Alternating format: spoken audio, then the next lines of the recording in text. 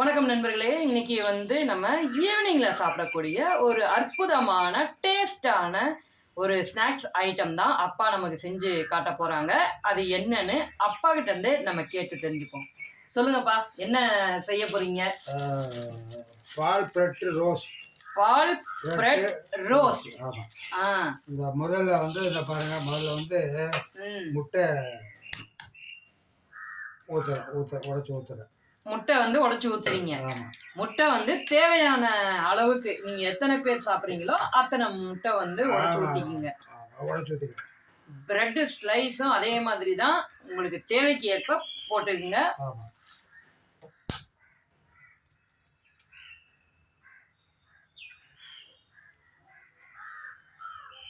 முட்டை உடைச்சு ஊத்துறோம். முட்டை உடைச்சு ஊத்திட்டு, அதாவது இது முட்டையை பால்ல உடைச்சு ஊத்துறீங்களா? இல்ல, தனியா அடிச்சு வச்சுக்கணும். நல்லா முட்டை. ஓ, தனியா அடிச்சு வச்சுக்கிறது. சரி சரி சரி. அடிச்சு வச்சுக்கிட்டா தான் உங்களுக்கு எல்லாம் ஒண்ணா மிக்ஸ் ஆகும். ஆமா ஆமா. கொஞ்சம் அந்த மஞ்சத்தாதெல்லாம் கரெக்டா அடிச்சு மிக்ஸ் பண்ணாதான் கரெக்டா இருக்கும். கரெக்ட். ஓகே.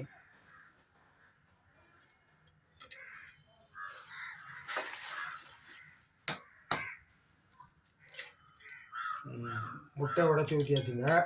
முட்டை உடைச்சு ஊற்றிட்டோம். அடுத்தாப்புல நம்ம என்ன செய்ய போகிறோம்? அதை முட்டையை நல்லா அடிக்கணும். ஓ, ரைட்டு. நம்ம தேவையான அளவுக்கு முட்டை நம்ம பச்சை முட்டை தாங்க, அப்படியே உடச்சி ஊற்றிட்டு அதை நல்லா அடித்து வச்சுக்க போகிறோம்.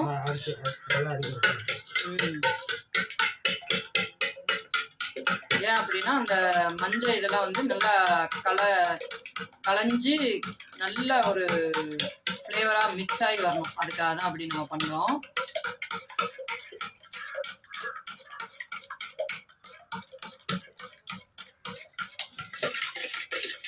முட்டை நல்லா அடிச்சாச்சுங்க. இப்போ நம்ம முட்டை நல்லா அடிச்சாச்சுப்பா. சரிப்பா, அடுத்து என்னப்பா பண்ணுறீங்க? அடுத்தாப்புல பால் அதில் ஆட் பண்ணணும். பால் பச்சையா போடணுமா இல்லைன்னா காய வச்சதா? காய வச்ச பால். ஓ, சரி சரி சரி. பாலை நல்லா நீங்க காய வச்சு எடுத்துக்கங்க. காய வச்சு பால் ஆட் பண்றேன். ஆட் பண்ணுங்கப்பா. அப்பா அடிச்சு வச்ச முட்டையில பாலை இப்ப மிக்ஸ் பண்றாங்க. நீங்க எவ்வளவு இது பண்றீங்களோ அவ்வளவுக்கு பால் நம்ம ஊத்திக்கலாம்.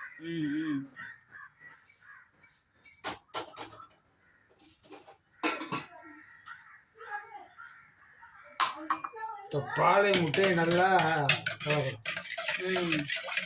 முதல்ல முட்டையை மட்டும் தனியா கலக்கணும். இப்ப பாலை கலந்துட்டு பாலையும் முட்டையும் சேர்த்து கலந்துடுறோம்.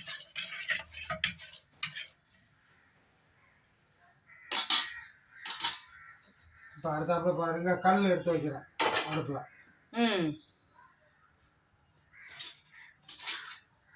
கல் எடுத்து வச்சு அடுப்பு பற்ற வைக்கிறேன். அடுப்பு பற்ற வச்சுட்டேன்.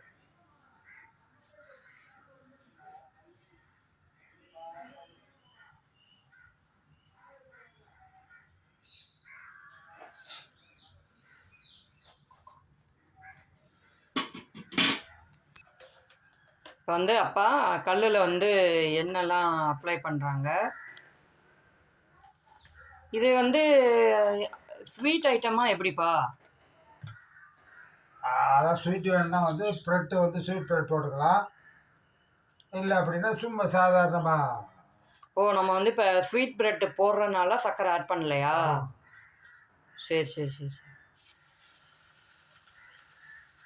இந்த கல்லில் போடுறோம் பாருங்க. பாலில் நினச்சி கல்லில் அப்பா ஒன்று ஒன்றா அந்த முட்டை பால் அந்த கலந்த அந்த கலவையில் நினச்சி கல்லில் போடுறாங்க. போட்டு வெந்து வரட்டும். நம்ம அது எப்படி ஃபைனலாக நமக்கு வருது அப்படின்னு பார்ப்போம்.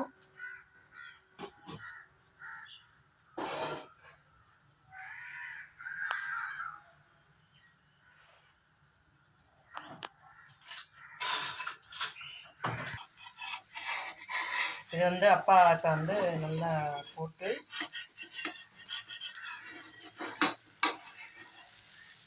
அடுப்பில் இது பண்ணிகிட்ருக்காங்க. நல்லா வேகுது.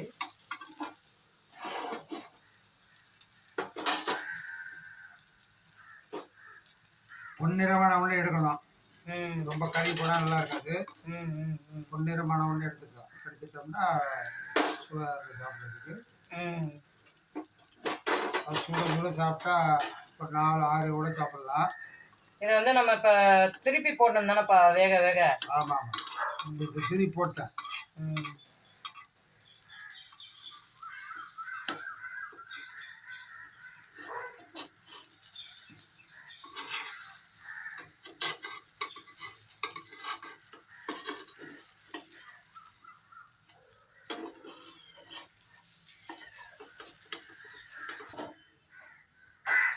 வந்து நல்லா வெந்து இது என்னப்பா அடுத்த ரவுண்டு போட்டு எடுத்துக்கிட்டீங்களா? போட்டுட்டீங்க. இப்போ அடுத்து போட்டு எடுத்து இது பண்ணிட்டீங்க. சரி சரி. இப்போ வந்து அடுத்தது போட்டு இது பண்ணுறோம். நம்ம இன்னைக்கு பண்ணுறது வந்து ஸ்வீட் ப்ரெட்டில் பண்ணுறோம் நண்பர்களே. ஒருவேளை வந்து உங்களுக்கு சால்ட் ப்ரெட்டில் பண்ணலாம், கொஞ்சம் சால்ட்டும் ஸ்வீட்டும் கலந்த மாதிரி இருந்தால் நல்லாயிருக்கும் நீங்கள் நினச்சிங்கன்னா அப்படி கூட நீங்கள் பண்ணிக்கலாம். இதில் சிம்பிளானது தான். நம்ம எப்போவும் சாப்பிடக்கூடிய ப்ரெட்டு, பால், முட்டை. இந்த பசங்கள்லாம் என்ன பண்ணுவாங்கன்னா பால் முட்டை இதுகள்லாம் சாப்பிட மாட்டோன்னு ரொம்ப அடம் பிடிப்பாங்க. அந்த மாதிரி இருக்கவங்களே கொஞ்சம் வித்தியாசமாக செஞ்சு கொடுத்தோம்னா விரும்பி சாப்பிடுவாங்க. முட்டை பால் எல்லாம் குழந்தைகளுக்கு தேவையான பொருள் தானே. இதில் நீங்கள் வந்து கோதுமை ப்ரெட்டு கூட வேணுன்னா வாங்கி பயன்படுத்திக்கலாம். அது இன்னும் கொஞ்சம் நல்லா இருக்கும்.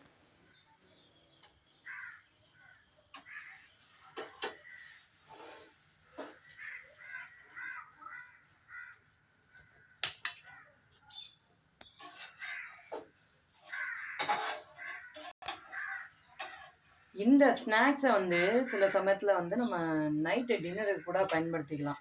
ஒரு லைட் டின்னர் வேணும் அப்படின்னு நினைக்கிறவங்க இதை வந்து நைட்டு டின்னருக்கு யூஸ் பண்ணிக்கலாம். காலையில் கூட பிரேக்ஃபாஸ்ட்டுக்கு சாப்பிட்றாங்க தான். நான்லாம் கூட சாப்பிட்ருக்கேன். அந்த மாதிரி சாப்பிட்லாம். சின்ன குழந்தைங்களுக்கு பிரேக்ஃபாஸ்ட்டையே கொடுத்தீங்கன்னா வேறு எதுவும் அவங்க சாப்பிட மாட்டாங்க. இதே போதும் அப்படின்னு விட்டுருவாங்க. அதனால் இந்த மாதிரி ஒரு நல்ல ஆரோக்கியமான டிஷ் வந்து நீங்கள் உங்கள் குழந்தைகளுக்கு செஞ்சு கொடுங்க. பெரியவங்களும் சாப்பிட்லாம். ஒன்றும் இதில் கெடுதலான பொருள் நம்ம எதுவுமே சேர்க்கலை. எல்லாரும் சாப்பிடலாம். ஆமாம், எப்போவுமே ஆமாம் எப்போவுமே பயன்படுத்தக்கூடிய பொருட்கள் தான். முட்டை, பால், ப்ரெட்டு எல்லாமே எப்போவுமே நம்ம பயன்படுத்தலாம். இது எல்லாமே கலந்து வர்றதுனால அந்த ஸ்வீட்டு இருக்கனால கொஞ்சம் நல்லா வித்தியாசமாக நல்லா இருக்கும். நீங்கள் சாதாரணமாக ப்ரெட் ரோஸ்ட் பண்ணி சாப்பிட்ருப்பீங்க. அதை விட இப்படி பண்ணி சாப்பிடும்போது இன்னும் நல்லா கொஞ்சம் என்ன சொல்கிறது, இந்த சுவை அப்படியே நாக்கில் நடனமாடுங்க. அவ்வளோதான் எனக்கு சொல்ல தெரியுது.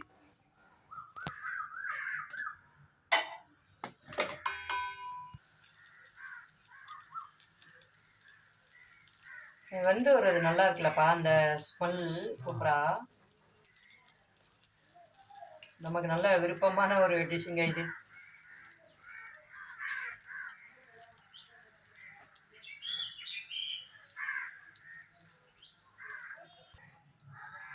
இதுதான் நண்பர்களே அப்பா நமக்கு செஞ்சு தந்த பால் பிரெட் ரோஸ்ட் வித் எக்.